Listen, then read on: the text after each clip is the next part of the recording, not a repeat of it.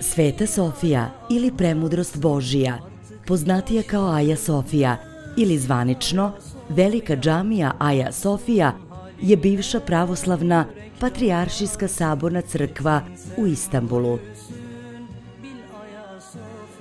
Smatra se oličenjem vizantijske arhitekture za koju se kaže da je promenila istoriju arhitekture.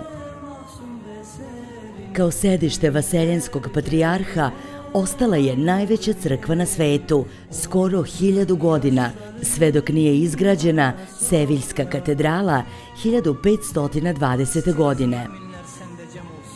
Počevši od kasne vizantijske arhitekture, Aja Sofija je postala paradigmanski oblik pravoslavne crkve i njen arhitektonski stil po izgledu na osmanske džamije 1000 godina kasnije.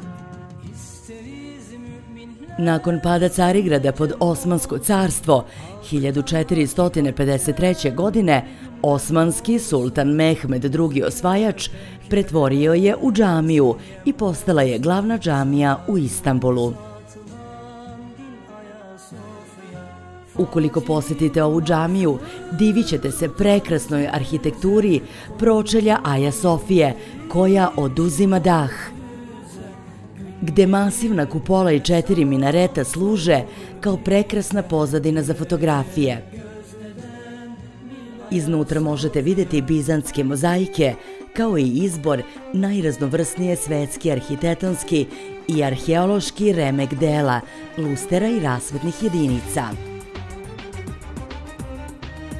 Aja Sofija u Istanbulu predstavlja veliku važnost i svetost svojim posetiocima, muslimanima i hrišćanima, sa svojim ikonama koje predstavljaju obe religije, kao što je natpis Devica Marija na stropu Aja Sofije, Svet veličanstva i ime proroka Mehmeda sa pozlaćenim natpisima na zidovima Mirhab i stupovima na molitvenom trgu.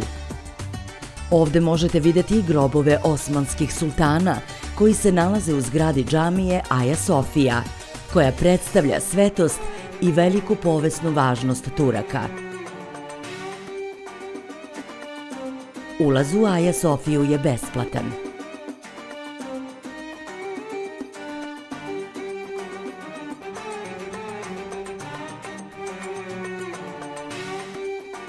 Ne zaboravite da lajkujete. Napišite mi u komentarima šta biste voljeli da vidite u sljedećem videu. I naravno, subscribeujte. Vidimo se. Ostanite uz moj YouTube kanal.